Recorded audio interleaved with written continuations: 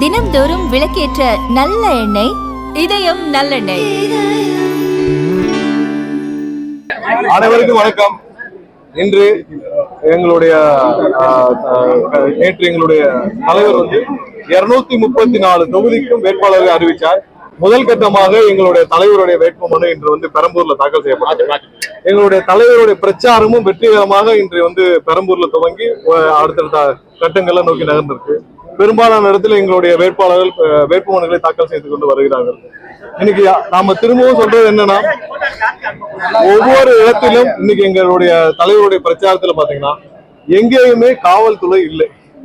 அதாவது பெரும்பாலான அவ்வளவு கூட்டங்கள் வருது, கூட்டங்களை ஒழுங்குபடுத்துவதற்கு ஏன்னா பெர்மிஷன் இருக்கு, எல்லாம் இருக்கு, கூட்டங்களை ஒழுங்குபடுத்துவதற்கு ஒரே இடத்துல கூட காவல்துறை இல்லை. அது சம்பந்தமாக தலைமை தேர்தல் டெல்லிக்கும் தலைமை தேர்தல் ஆணையத்துக்கும் தமிழக தேர்தல் ஆணையத்துக்கும் நாங்கள் புகார் கடிதம் எழுதியிருக்கோம். ஒரு பிரச்சாரம் தொடங்கிய பிறகு, எங்களுடைய தலைவருடைய பிரச்சாரம் தொடங்கிய பிறகு, அந்த இடத்துக்கு வந்த பிறகு மக்கள் எல்லாம் இருக்காங்க, ஒரு காவல்துறை அதிகாரி கூட அங்க இல்ல, ஒரு காவலர் கூட இல்லை. ஒரு சம்பவம் நடக்க வேண்டும், ஏதாவது ஒரு அசாதாரண சூழ்நிலை உருவாக வேண்டும் என்பதற்காகவே அந்த மாதிரியான சூழ்நிலையை காவல்துறையே ஏற்படுத்துகிறாங்கன்னு தெரியல. முக்கியமாக சென்னை காவல்துறை இதை வேண்டும் என்றே செய்கிறாங்கன்னு தான் நாங்க நினைக்கிறோம். அடுத்ததா பாத்தீங்கன்னா, இன்னைக்கு எங்களுடைய தலைவருக்கு கொளத்தூர்ல நாங்க பிரச்சாரத்திற்கான ஏற்பாடுகளை நாங்க செஞ்சிருந்தோம். அதுல மைக் யூஸ் பண்ணணும், ஸ்பீக்கர் யூஸ் பண்ணணும் அப்படின்ற பெர்மிஷனும் வாங்கியிருந்தோம். அது இருந்தும் கடைசி நேரம் வரை எங்களுடைய தலைவருக்கு அந்த பெர்மிஷன் கொடுக்கப்படவில்லை. கடைசி வரைக்கும் நாங்க போராடி, எங்களோட நிர்வாகம் எல்லாம் ரொம்ப போராடி நின்று பிரச்சனை பண்ணி எல்லாம் பண்ணிதான் கடைசி நேரத்துல எங்களுக்கு அந்த அனுமதி வழங்கப்பட்டது. மிகவும் கடுமையான ஒரு சூழ்நிலையில் ஒவ்வொரு இடத்திலும் எங்களுடைய பிரச்சாரத்திற்கான தடைகளை இங்க இருக்கிற காவல்துறை திமுகவுடன் இணைந்து கொண்டு, திமுகவுடன் பணம் பெற்றுக்கொண்டு, திமுகவுக்கு கைக்கூலியாக செயல்படும் ஒரு பெரும்பாலான அதிகாரிகள் இதை செஞ்சுக்கிட்டு வராங்க. இதற்கு எங்களுடைய கடுமையான கண்டனத்தை தெரிவிச்சு இன்னைக்கு நாங்க தலைமை தேர்தல் ஆணையம் டெல்லிக்கும் இங்க தமிழகத்தில் தேர்தல் ஆணையர் தலைமை தேர்தல் ஆணையருக்கும் நாங்கள் கடிதங்களை அனுப்பிச்சிருக்கோம். அதுக்கான இதுவும் அமைச்சிருக்கோம். கண்டிப்பாக அவர்கள் இந்த அதிகாரிகள் மீது நடவடிக்கை எடுக்க வேண்டும். தமிழகம் முழுவதும் எங்களுடைய வேட்பாளர் பிரச்சாரம் சுமூகமாக செல்ல வேண்டும். இந்த தேர்தல் ஒரு மாற்றத்திற்கான தேர்தல். கண்டிப்பாக 234 தொகுதி எங்களுடைய வேட்பாளர் வெற்றி பெறுவார். எந்த மாற்ற கட்டும்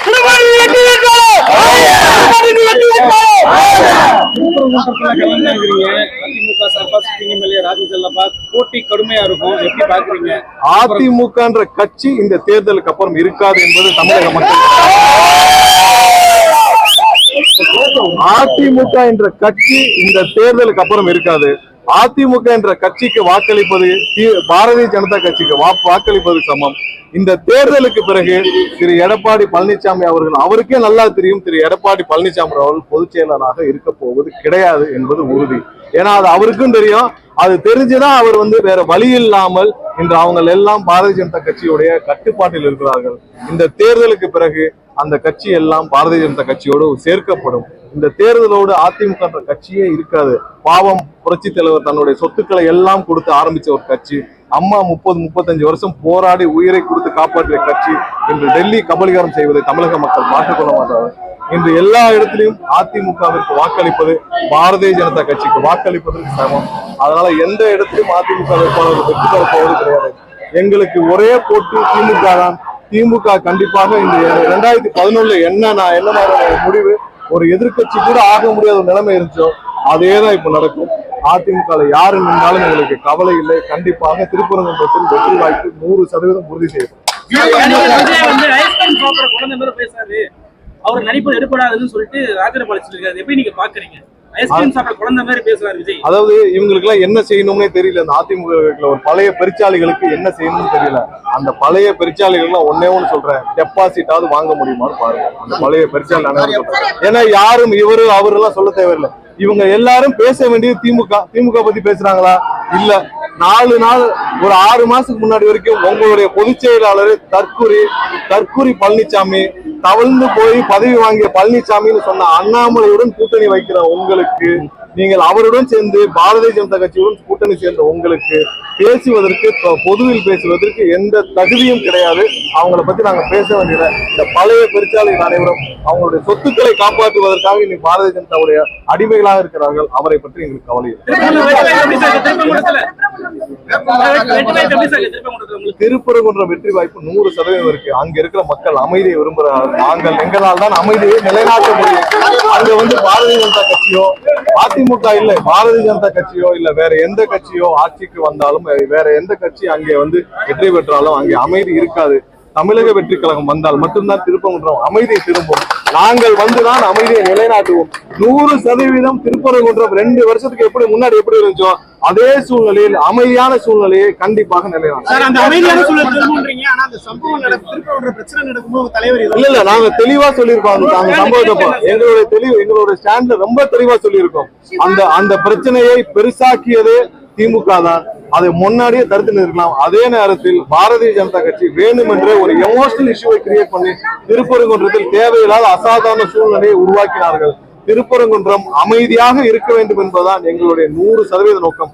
அது நாங்கள் இந்த தேர்தல் முடிந்த பிறகு, எங்களுடைய ஆட்சி அமைந்த பிறகு, தளபதியால் நாங்கள் வெற்றி பெற்ற பிறகு 100% அமைதி நிலைநாட்டும். திருப்பரங்குன்றத்துல அந்த தீப விவகாரத்துல உங்களுடைய ஸ்டாண்ட் என்னவா இருக்கு? 2 வருஷத்துக்கு முன்னாடி 2 வருஷத்துக்கு முன்னாடி என்ன நிலைமை இருந்ததோ, அதுக்கு முன்னாடி என்ன நிலைமை இருந்ததோ அதே மாதிரிதான் மக்களும் விரும்புறாங்க.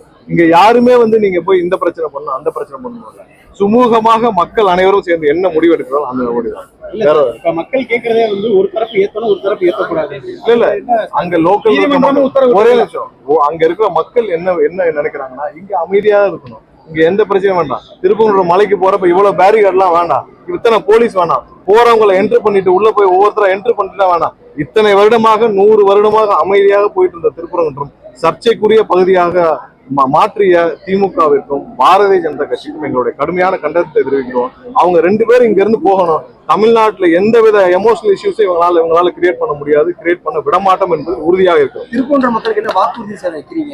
இல்ல கண்டிப்பாக திருப்பரங்குன்றம் வந்து ஒரு ஹார்ட் ஆஃப் த மதுரை. ஏன்னா அங்க ஏர்போர்ட்டை சுத்தி பெருமையான பழமையான அனைத்து பாரம்பரியத்தையும் தாங்கி நிற்கிற ஒரு இடம்.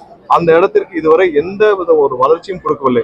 மிகப்பெரிய ஒரு எல்லா தரப்பு மக்களும் வாழும் ஒரு இடம். அங்க வந்து எந்த ஒரு இண்டஸ்ட்ரி, அவங்களுக்கு என்ன வேலை வாய்ப்புகள், சரியான போக்குவரத்துகள், ஒரு பாலங்கள் எதுவுமே அமைக்கப்படவில்லை. பெரிய பெரிய கல்லூரிகள் இருக்கு, அவர்களுக்கு கூட ஒரு தரமான ஒரு சாலை வசதியோ அவங்களுக்கு தேவையான அடிப்படை வசதியோ இல்லை. கண்டிப்பாக அந்த பகுதி மக்களின் வாழ்க்கையை மேம்படுத்தவும், அனைத்து தரப்பு மக்களின் வாழ்க்கையை மேம்படுத்தவும், அனைத்து வளர்ச்சிக்கு தேவையான அனைத்தையும் நாங்கள் கண்டிப்பாக. திருப்பரங்குன்றம் பிரச்சாரத்துக்கு விஜய் வருவாரா? உங்களுக்கு தலைவர் கண்டிப்பாக வருவார். வெற்றி பெற்ற பிறகும் தலைவர் கண்டிப்பாக நன்றி சொல்லுவார். இன்னைக்கு நடந்தது 100% திமுக செய்த சதி. அதற்கு ஆதரவாக இருந்த காவல்துறை அதிகாரிகள் நாங்கள் எங்களோட கண்டனத்தை தெரிவித்து அவர்களை மாற்ற வேண்டும், டிரான்ஸ்பர் பண்ணணும்னு சொல்லி நாங்கள் ஏற்கனவே வந்து தலைமை தேர்தல் அதிகாரிக்கு அனுப்பியிருக்கிறோம். ஒவ்வொரு இடத்திலும் அவர்களை உருவாக்குகிறார்கள். வேண்டுமென்று அசாதாரண சூழ்நிலையை உருவாக்க நினைக்கிறார். அதற்கு எங்களோட கடும் கண்டனத்தை தெரிவிக்கிறோம். இந்த வாரம் ஃபைல் பண்ணிடுவோம். இந்த வாரத்துக்குள்ள கண்டிப்பாக நாமினேஷன். பிரச்சாரம் இன்னைக்கு இருந்து தொடங்கியாச்சு. பிரச்சாரம் இன்னைக்கு இருந்து தொடங்கியாச்சு. நன்றி.